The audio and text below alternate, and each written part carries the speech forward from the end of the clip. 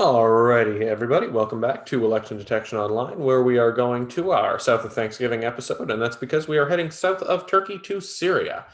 Now, you might remember Syria from our Live from the Basement lockdown album in mid-May, or from the news, basically every week since 2011. However, we are not here to discuss the civil war in depth. We are here to discuss two things, and those are one man and his recent re-election, as well as some basic math. Now, the Constitution of Syria requires that a few conditions be met for you to be president of the nation. First off, the candidate must be at least 40 years old, and president must be Syrian by birth, not carry any other citizenship, must have been a resident of Syria for 10 years prior to running, must retain all of their legal and civil rights, and must not be married to a foreigner. They must also follow Islam.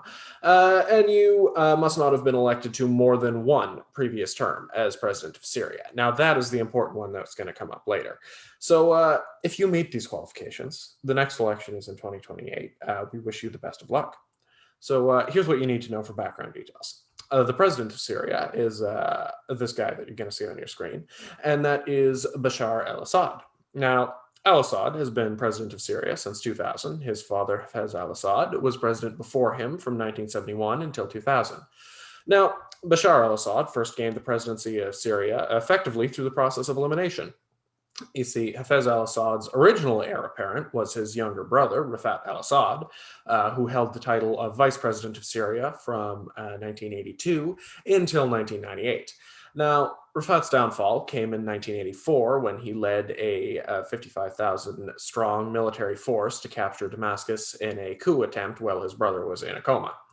Now, Rafat held the title of vice president for another 14 years. He lived in exile in France and Spain ever since the attempted coup.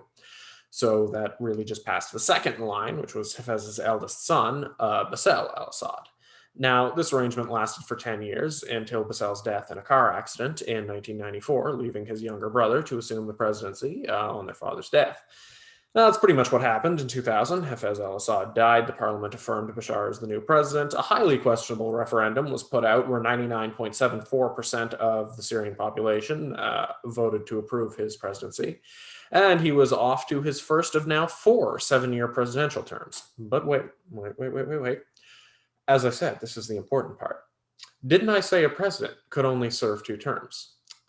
No, pay attention. This is politics. The amount of loopholes makes Swiss cheese look like granite. Al-Assad's first term ran out in 2007.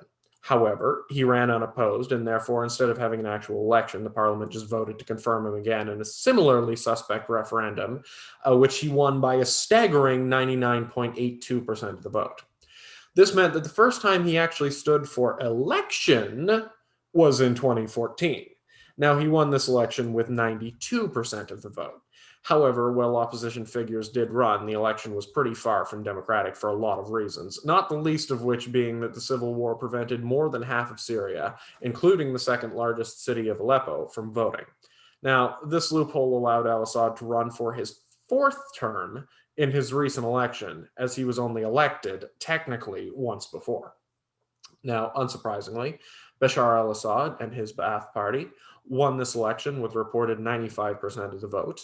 2 candidates from state-managed opposition parties, Mahmoud Ahmad Mari of the DASC and Abdullah Salam Abdullah of the SUP, claimed the remaining 5% between them. Now, the numbers from this election, they're a little suspect, to say the least. Now, for starters, the government issued a statement prior to the election that said that 18 million voters live within Syria.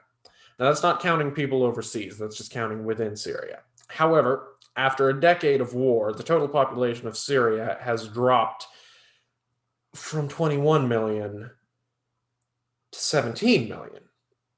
Now, our election detection scientists have discovered that 18 million is, in fact, larger than 17 million, rendering this statement to be more than a little fishy.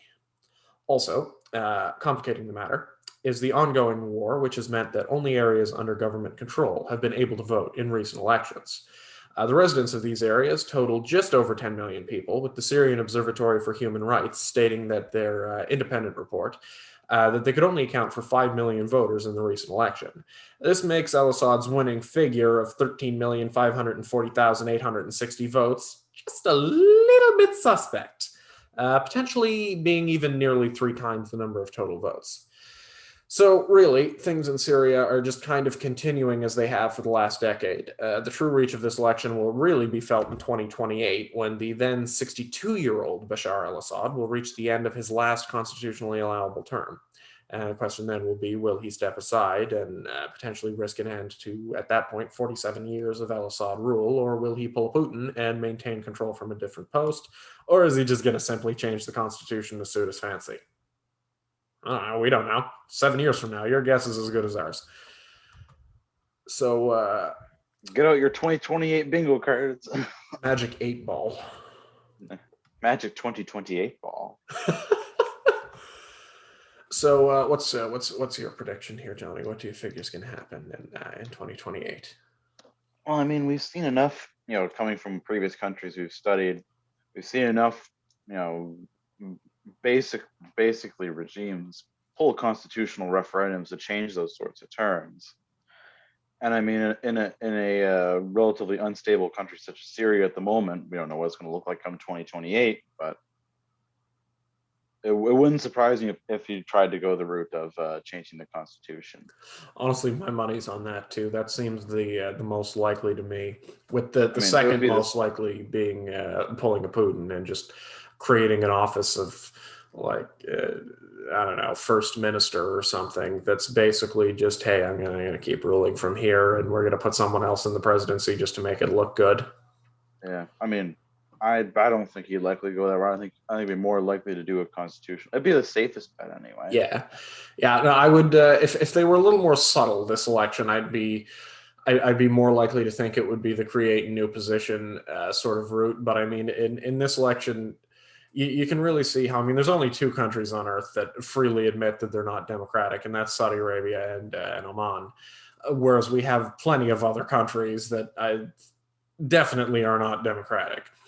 Yeah. Whereas a lot of the time they do go to some sort of length to try and prove that they are, but in this case we definitely have, I don't know, even sort of a disinterest in doing that with, hey, we have 18 million voters within the country.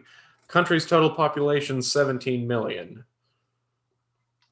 And can only account for, at best, somewhere between 5 and 10 million voters.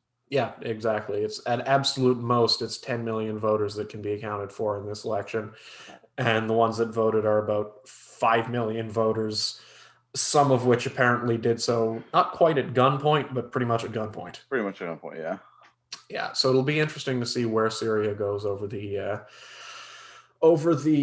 next 8 years or so, particularly as it's got so many foreign powers, specifically at the moment, the US and Turkey, trying to carve it up 18 different ways.